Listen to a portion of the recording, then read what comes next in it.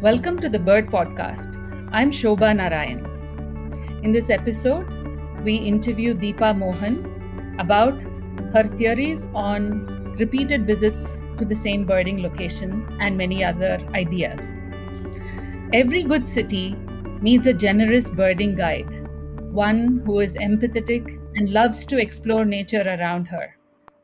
If this intrepid explorer is empathetic, generous, and inclusive, that's even better. Deepa Mohan is one such wildlife enthusiast and explorer in Bangalore, India. When we asked Deepa to provide a bio, this is what she sent. It is typical of her understated humor. Here it goes. Deepa Mohan, age 66, Carnatic musician, theatre reviewer, and quiz buff, turned into an avid amateur naturalist and bird watcher. Loves writing about the outings and her experiences. In this podcast, we discuss many aspects of Deepa's birding all over India, about how to count birds, about going to the same location many times, and some of her favorite birding areas in India. Welcome, Deepa. Thank you, Shobha. It's great to have you here, especially after seeing some fantastic birds with you this morning. So, having you've gone to this location that you took me many times, and so my first question is, what are the pleasures of going to the same locations for birding? Um, as you will probably realize, because you will be coming again to the same location with me in future. One of the attractions is that some things are the same. Let's say this morning we visited a place where there was a little stream flowing. That stream and the way it flows over the rocks is the same. You expect a certain number of birds over there, which are the same, what we call the usual gang of suspects. The other part of it is that some of it is not the same. You might see one bird on one visit, and you might watch another bird on another visit. Today, for example, we looked at the paradise flycatcher and we watched a common iora for quite a while. So there is no guarantee that you're going to see the same thing again. So part of it is the similarity, and part of it is the difference. Yes, and we saw some really. We saw the common hawk cuckoo, and I love your theory that all these common birds are not really common at all. I know, I don't think you can say all the common birds are not common. Some are common, but the word common may have been designated at some point in the past when they were common, and they may not be so common anymore, like the common kingfisher. And sometimes common may refer to the area where they were described, and they may not be common in the area where we are seeing them. This morning we saw two blue-faced Malkoa birds. Can you talk a little bit about some of the memorable birds you have seen on your outings in and around Bangalore? Yes, the memorable birds, depends on what exactly is memorable about them. Some birds are memorable because they are rarities. For example, there was a swinehorse and ashy minuet. Some years ago, there was a demoiselle crane which appeared in Purimangala, I think 5 or 6 years ago. A blue throat that appears, which it's not a common bird. Other birds may be memorable because of their behavior. For example, I watched a purple sunbird picking up cobwebs from a spider web for the nest. So such behavior becomes memorable. Or a very beautiful song may be very memorable. Deepa, what are some of the recent spots that you went to? We talked about some of the unsung heroes. So, both either, please talk about them in India and also in Karnataka. Well, let me start from close to my home. I have the Bannerghatta Biosphere literally at my doorstep, and it has so many locations for birding that it is amazing. I think I could spend the year round not moving out of the Bannerghatta Biosphere at all. Or I could talk about a few spots in and around South India. Recently, I visited a place called Lankasamudra, which is near Hospet. That is a bird sanctuary. Or a couple of years ago, I visited Kidur at the border of Kerala and Karnataka for the bird festival there. Also, there are spots like for example, eagle nest in Arunachal is very famous. But then certain places where it is known for butterflies, for example, we went to Tale Valley in Arunachal. It was a dream list of birds over there, and it depends on the season. I also have been to Satpura, which is one of the lesser known jungles of Madhya Pradesh. It is not as commercial or as well known as Mandavgarh or Corbett, but Satpura is, the typical Rudyard Kipling kind of jungle, which is very beautiful to see. You contribute a lot to eBird, but for someone who wants to get into this, do you have any advice about how to keep lists, how to observe, how to count? Yeah. After having tried many apps of this sort, I found that when eBird was introduced, I have found it very user friendly. Basically, I'm not very tech savvy, so I tend to stick with this because one, it is open source. That is, it is the data is freely recorded and it is freely shared across the world. So for a beginner, I would say just open an eBird account, and if you've been on a visit, start noting down on the mobile phone if you can, if the birds that you have seen. And if you do not know the names of the birds, ask somebody around you and keep a list. This gives you the data of all your visits. And for example, if you want to see what are the birds that you would be likely to see in December, eBird would allow you to analyze that, or a certain location. eBird would allow you to analyze that and let you know what to expect. And you can share with your friends across the world. Yes, yes. Deepa, you more than anyone, I know, at least here in Bangalore, you take pleasure and guide people with so much enthusiasm to birding spots around a city. Now, our city happens to be Bangalore. How do you choose when to go? How do you choose where to go? Do you have a scheme, or is it I don't know, arbitrary? Yeah, it's very. Uh, I I mean, is it don't think there oriented to is. seasons, for example, or migrants or things like that? It could be any of those. It could be a spot which I would like to visit. It could be the fact that a rare bird has been reported from an area and somebody wants to go there. Most often, what happens is that on the group that I have, somebody would say, why don't we go to this XYZ place? And I would ask the others whether they would also like it, and then I make the plan for that location. Okay.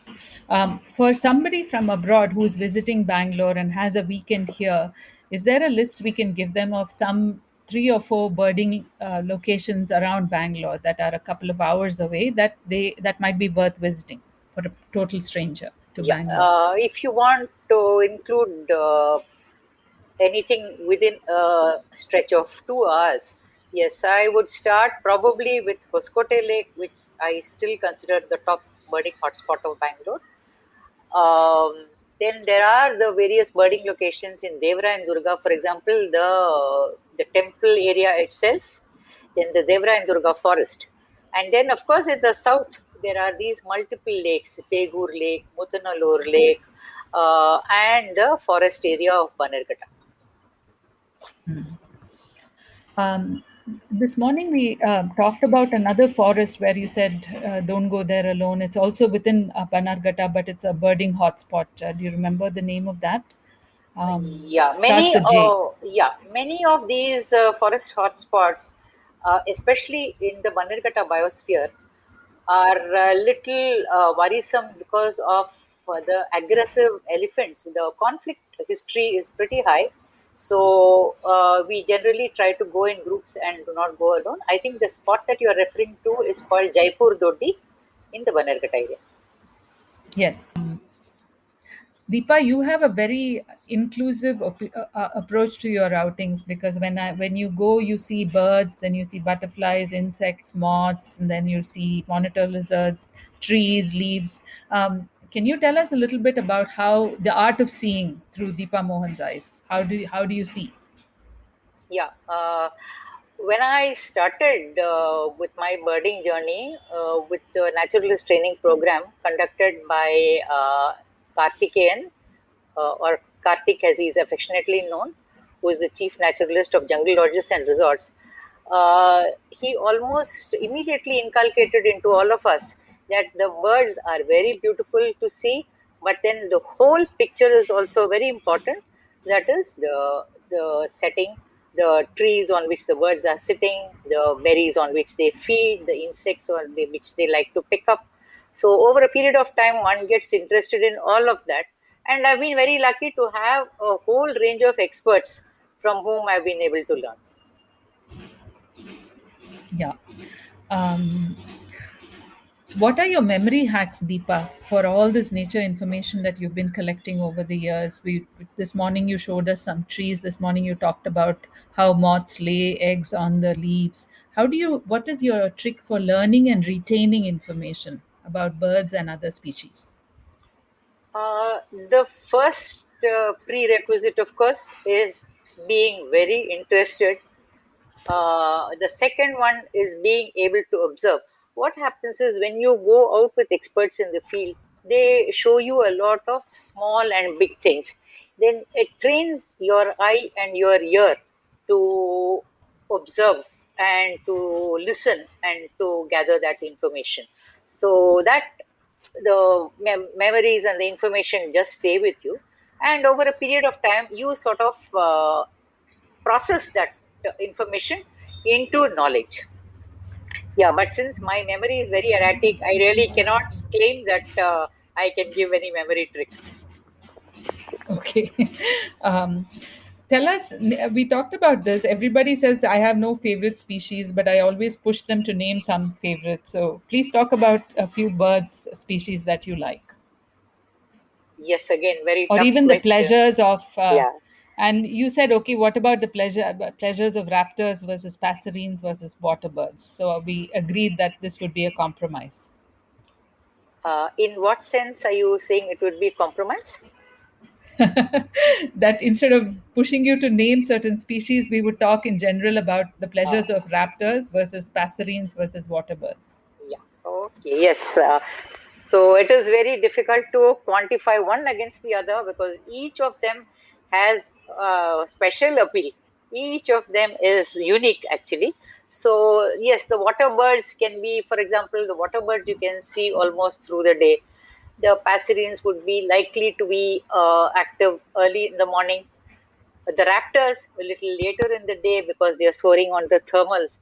So over a period of time, it also teaches you a lot about things like when the temperature and this one is suitable for the birds.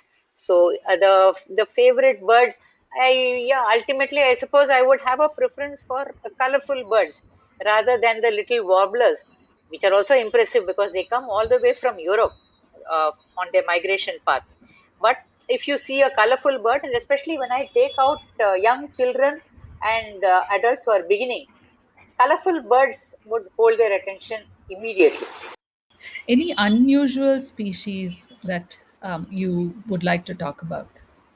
And then our last question is about bird migration. So, oh yeah, I have three questions remaining. One is South Indian destinations that you would like to recommend, and then about bird migration and any unusual species. So, whichever one. Okay, South Indian destinations that I would strongly recommend are primarily the Western Ghats. It is a phenomenal area for birds. It would stretch. It is not, limited by political boundaries. So it could stretch into Tamil Nadu. It could stretch into Kerala, Karnataka. So that would be a place which I would strongly recommend for everybody to go. Uh, and then what else did you ask? Karnataka, of Huh. course. Karnataka is blessed with a lot of good birding spots. Again, Western Ghats and some in the border also. For example, let us go to Manipal. You would find that it is a spot where you might find the birds of the eastern side as well as the western Ghats.